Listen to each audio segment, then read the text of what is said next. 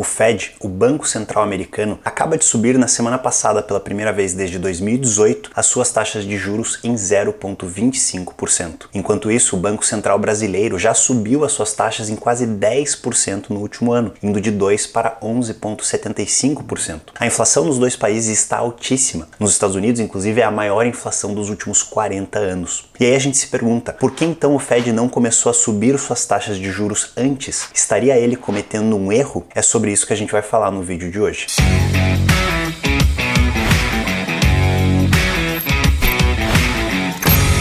Se você chegou agora aqui no canal, muito prazer, meu nome é Daniel Staff, sou especialista em investimentos internacionais e finanças comportamentais e a minha missão aqui é trazer conteúdo de qualidade para que você tenha autonomia com o seu dinheiro e os seus investimentos. E o tema desse vídeo foi inspirado em uma pergunta que eu recebi lá no meu Instagram, @daniel.staff, da Mariana Costa. E ela perguntou o seguinte: aqui no Brasil subimos a Selic para controlar a inflação, por que os Estados Unidos não estão fazendo o mesmo? Eu confesso que foi uma das melhores perguntas que eu recebi na caixinha aquele dia, e para trazer uma resposta completa para vocês, primeiro eu quero trazer um contexto para vocês entenderem do que a gente está falando. Antes de mais nada, é importante a gente entender o que é a taxa de juros, para que ela serve. No Brasil, ela é conhecida como a taxa Selic. Nos Estados Unidos, a gente chama ela de Federal Funds Rate. E essa taxa, ela determina o preço do dinheiro naquele país. E se você é iniciante no mundo dos investimentos, talvez falar sobre o preço do dinheiro não faça tanto sentido assim. Mas eu vou trazer um exemplo da vida real para vocês entenderem melhor esse conceito.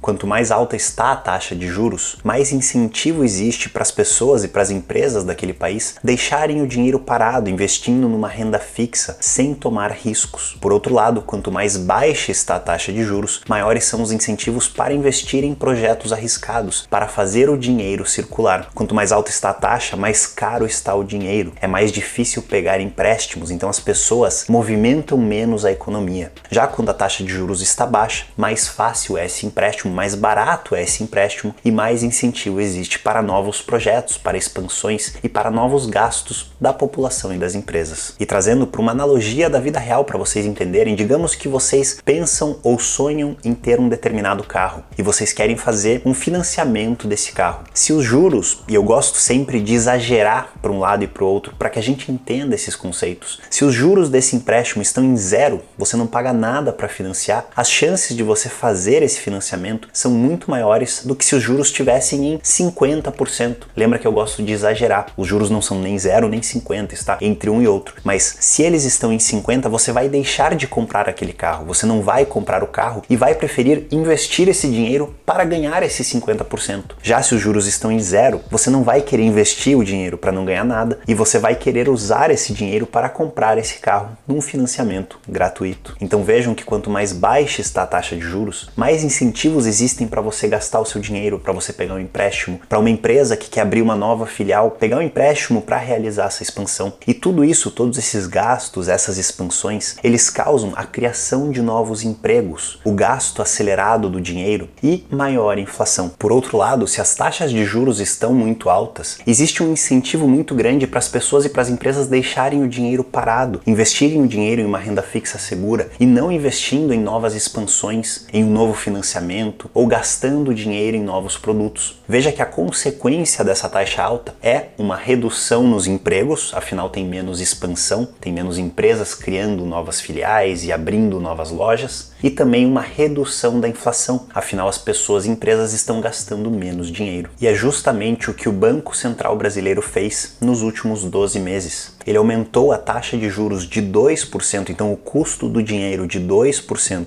para 11,75%, um aumento de quase 10% em 12 meses, para conter a inflação, que estava assim fora de controle no Brasil. Eu vou pedir para o editor colocar um gráfico da taxa Selic aqui para vocês verem que lá em 2016, na época do governo Dilma, a taxa Selic estava em 14,25%. Ela veio sendo reduzida até chegar a patamares mínimos históricos de apenas 2%, ali por volta de setembro, outubro de 2020. E a partir de março de 2021, ela começou a subir. ela foi de 2 para 2,75, depois para 3,5 e assim por diante, até chegar aos patamares de hoje de 11,75%. E essas altas aconteceram muito por causa da inflação que houve no Brasil nesse período. Se a gente medir a inflação pelo IPCA, que é a métrica oficial do governo, a inflação chega a quase 11% ao ano. Já se a gente for medir pelo IGPM, que é uma outra métrica que olha mais para o início da cadeia produtiva, a inflação brasileira chegou a mais de 30% em algumas épocas do ano passado. Então a gente vê que o Banco Central brasileiro está aumentando a taxa Selic com o objetivo de conter essa inflação que a gente acabou de comentar. E aí a dúvida que fica é a seguinte: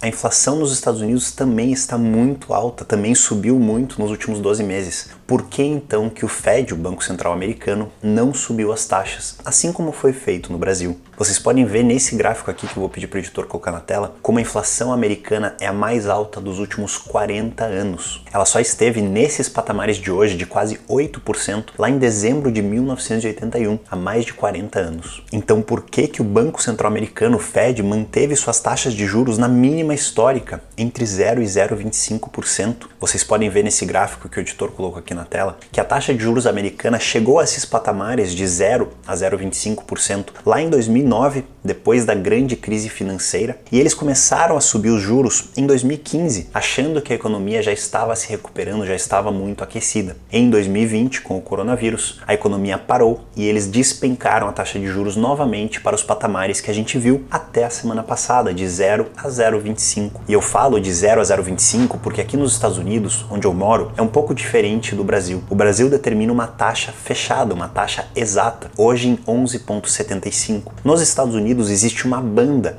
mínima e máxima que a taxa de juros deve ficar. Antigamente, até quarta-feira passada, essa banda estava entre 0 e 0,25 e hoje ela está entre 0,25 e 0,50. Então houve um aumento de 0,25 nessa banda mínima e máxima. E aí a pergunta que fica: por que então o Banco Central americano não subiu suas taxas antes, vendo que a inflação já estava alta? E eu separei 6 motivos para vocês entenderem esse movimento do Banco Central. E o primeiro motivo desse, entre aspas, atraso do Banco Central americano é que a inflação nunca foi um problema muito sério aqui nos Estados Unidos. Se a gente for ver dados históricos, a mais alta de todas foi lá em 1919, durante a Primeira Guerra Mundial, ou logo após a Primeira Guerra Mundial, onde a inflação chegou a 23,7% ao ano. Nesse gráfico que vocês estão vendo aqui na tela, vocês podem ver ali, por volta de 1945, depois da Segunda Guerra Mundial, a inflação chegou a quase 20% e nunca chegou próxima a esses valores depois disso. Por outro lado, no Brasil, sim, a inflação é algo muito preocupante. Para quem tem mais idade, para quem foi nascido antes da década de 90, vocês lembram da época de hiperinflação no Brasil? Para vocês terem uma ideia, a inflação brasileira já chegou a 6.821% ao ano lá no final da década de 80. Alguns anos depois, em 1993, a inflação chegou a bater 5.000% novamente. Então imaginem um período de menos de 10 anos, com vários anos com inflação acima dos 4 dígitos, ou seja, acima de 1.000% ao ano. Lembra que a inflação americana máxima histórica foi de 23% ao ano? A gente está falando de 6.800% ao ano. Então vejam como a inflação é uma preocupação muito mais presente na cabeça dos brasileiros do que dos americanos. O segundo motivo do Fed talvez demorar mais para subir as suas taxas de juros é que existem forças deflacionárias muito mais fortes aqui nos Estados Unidos. O que é uma força deflacionária? É alguma característica econômica, algum acontecimento que faz com que os preços caiam ao invés de subirem. E um exemplo muito prático é a internet. Antigamente, há, 30, 40 anos atrás, quando a gente ia comprar uma peça de roupa, talvez a gente fosse no mercadinho da esquina, talvez a gente fosse no shopping do seu bairro para comparar os preços. Hoje em dia não, hoje em dia você entra na internet e você tem acesso a milhares de lojas em poucos cliques para comparar os preços e pegar o preço mais baixo. Então essa competição entre lojas para te mostrar o preço mais baixo faz com que o preço agregado de tudo caia. Isso é uma força deflacionária. Um outro exemplo é a criação de aplicativos como Uber ou 99 Táxi ou qualquer outro aplicativo que substitua o táxi original. Antigamente você ia pegar um táxi na rua e você negociava o preço com o motorista, você dizia para onde você ia e ele te falava quanto custava e você nem sabia outros preços ou outros comparativos ou se ele estava te roubando ou não. a não ser que você pegasse aquela rota com muita frequência. Hoje em dia não, hoje em dia no seu celular você tem acesso a diferentes aplicativos, diferentes comparações de preços e pessoas dispostas a fazer aquele trajeto por menos. Isso é uma força deflacionária. Uma outra medida deflacionária é a eficiência na produtividade da população. Imagina uma pessoa que tem um salário de $1.000 e produz 100 caixas no mês. Se essa mesma pessoa com o mesmo salário de $1.000 produzisse 500 caixas ao invés de 100, ela produziria caixas a um custo muito mais baixo. Então, quanto mais eficiente é a pessoa, mais deflacionária é a força que ela causa. E para vocês terem uma ideia da força que isso tem, da diferença que isso tem do Brasil para os Estados Unidos, uma pesquisa apontou que um trabalhador americano é 4 vezes mais eficiente do que um trabalhador brasileiro. Isso significa que o que o trabalhador brasileiro faz em 1 hora, o trabalhador americano faz em 15 minutos. E essa pesquisa colocou valores monetários por hora produzidos por cada população. No Brasil, em 1 hora, um trabalhador produz o equivalente a $16,75. Nos Estados Unidos, o mesmo trabalhador, equivalente de educação, de formação, produz o equivalente a $67. Isso significa que o mesmo empregado produz 4 vezes mais nos Estados Unidos do que no Brasil. E saindo um pouco da pesquisa e trazendo um pouco para a vida real, eu fico impressionado com um dado como esse, porque todos os trabalhadores brasileiros que eu conheci produzem muito mais do que trabalhadores americanos. Eu já trabalhei no Brasil, eu já trabalhei nos Estados Unidos, eu já conheci as duas classes de trabalhadores e na minha percepção pessoal, pelo menos, é que o brasileiro é muito mais ágil, muito mais produtivo, muito mais eficiente. Mas os dados econômicos da média do país inteiro não nos mostram isso. E isso causa uma força deflacionária nos Estados Unidos e uma preocupação menor do Banco Central em subir seus juros. E uma terceira força deflacionária muito importante de ser comentada é a globalização. Se você vai produzir algo e no seu bairro alguém te cobra R$10 para produzir isso, mas numa cidade vizinha o custo é de R$5, e você tem a capacidade de produzir isso na cidade vizinha e de trazer isso para a sua cidade, isso é uma força deflacionária. O acesso que você tem a uma mão de obra mais barata faz com que a inflação reduza. E grande parte das empresas americanas são muito globalizadas, têm um acesso à mão de obra mundial e tem uma tecnologia para que essa mão de obra e que esses produtos feitos em outros países e outros continentes cheguem com qualidade no país. O terceiro motivo que explica esse atraso do Fed em subir os juros mesmo com a inflação alta é que existem outras políticas monetárias, outras formas do Banco Central americano em conter a inflação. Não é apenas através das taxas de juros e do aumento delas que o Banco Central pode conter ou frear a inflação. Outra forma dessa contenção da inflação é através dos depósitos compulsórios. Os depósitos compulsórios são valores mínimos que o Banco Central obriga aos bancos daquele país em deixarem em seu caixa, em não emprestarem para a população, de uma forma bem básica para explicar para vocês. Quanto mais altos são esses depósitos, mais dinheiro fica parado no caixa dos bancos e mais dinheiro parado significa menos inflação no país. Uma outra forma dos bancos centrais conterem a inflação além das taxas de juros é através da recompra de ativos ou de operações no mercado. Então, imagina comigo, o Banco Central americano ele tem títulos do governo. Se ele vende esses títulos para a população, ele tira dinheiro do mercado e coloca esses títulos na mão da população. O revés seria eles recomprarem esses títulos e injetarem dinheiro na economia. Então vejam que são políticas monetárias que afetam também a quantidade de dinheiro em circulação, que vão além do aumento ou da redução das taxas de juros. Um quarto motivo para o atraso do Fed nas altas das taxas de juros é mais ou menos um trauma que eles têm do passado. Grandes crises foram causadas justamente pelo aumento rápido demais ou cedo demais por parte do Banco Central americano. E eles sabem disso, eles lembram da história e eles querem evitar o mesmo erro. Para vocês terem uma ideia, a crise de 1990 foi causada pela Guerra do Kuwait, mas também por um aumento nas taxas de juros. A crise de 1980 a 1982 foi causada diretamente pelo aumento muito rápido das taxas de juros. A crise de 1949 foi causada por um aumento mais rápido do que o esperado das taxas de juros americanas, e a crise de 1929, a maior de todas, conhecida como a Grande Depressão Americana, que fez com que as bolsas caíssem 89%, também foi causada, entre outros motivos, por um aumento nas taxas de juros. O Fed começou naquela época a aumentar as taxas de juros em 1928, um ano antes dessa Grande Depressão. Então vejam que desde 1929 houveram 12 grandes recessões nos Estados Unidos e 4 delas foram diretamente causadas por altas nas taxas de juros, um erro causado pelo Banco Central americano. E das outras 8 que sobraram, muitas delas também foram agravadas ou iniciadas por um erro do Banco Central americano. Um quinto motivo para o atraso do aumento das taxas de juros americanas, que também deveria ser um motivo no Brasil, mas o Brasil não tem a opção de segurar as taxas como tem nos Estados Unidos, é o nível de endividamento do país. Para vocês terem uma ideia, a dívida pública americana hoje bate por volta de 130% do seu PIB. Isso significa que toda a riqueza gerada no país durante um ano não seria suficiente para pagar a sua dívida. Em valores monetários, a dívida americana já passou de 30 trilhões de dólares. E toda vez que você aumenta os juros do país, o custo da dívida sobe também.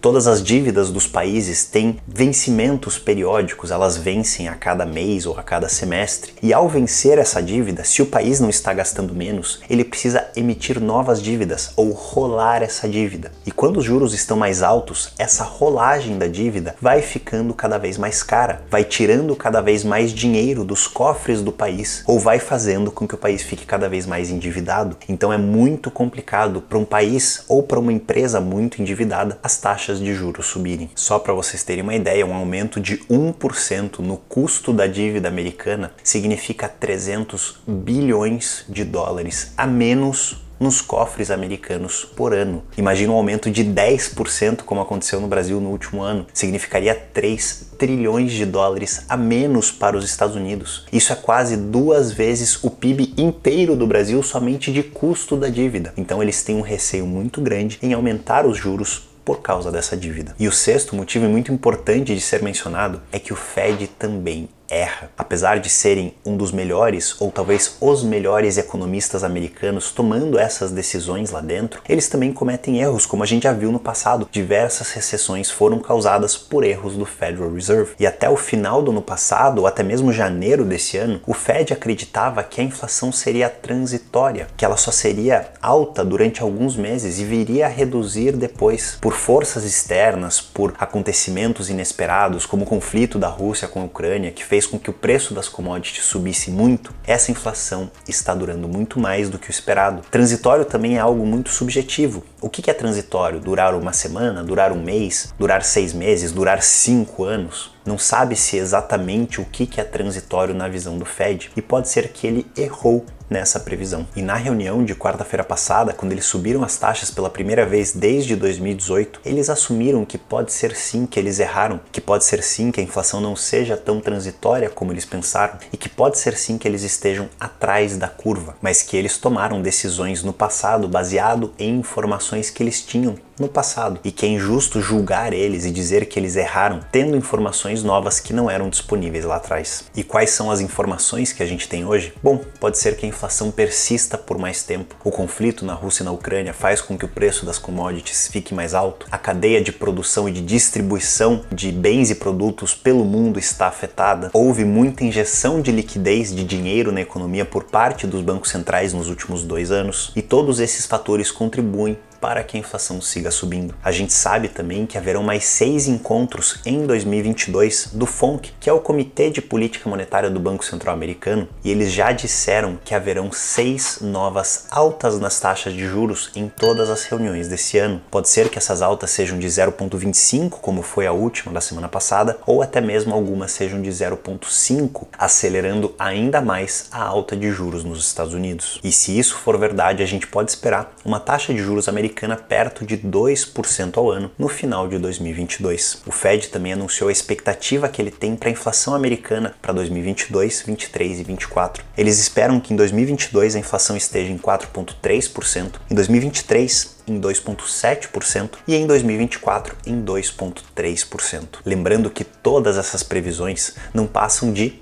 previsões. E pode ser sim que elas estejam equivocadas. Pode ser que a inflação venha muito mais alta, mais baixa, e que o Fed novamente cometa um erro como ele já cometeu no passado. E outra coisa muito importante que eu quero que vocês lembrem, se você ficou até o final desse vídeo, é de dar um like aqui porque eu sei que você aprendeu alguma coisa, mas não é isso que eu ia falar. Uma coisa muito importante é você seguir com o seu plano de investimentos de longo prazo. Não importa se as taxas estão subindo, se estão caindo, se a inflação está alta ou não. Tudo isso são consequências e são acontecimentos temporários que não deveriam importar para uma estratégia sólida de longo prazo. Vocês têm que usar essa informação para julgar melhor o que está acontecendo no mundo, mas não para realizar mudanças na carteira, porque muito provavelmente essas mudanças podem te prejudicar mais do que te ajudaram. E se você é um guerreiro que ficou até aqui, num vídeo longo desse, super técnico, super profundo em taxa de juros, política monetária, inflação, comenta aqui embaixo o que você achou desse conteúdo. Se você gostou de um conteúdo mais profundo, mais técnico, se você tem alguma observação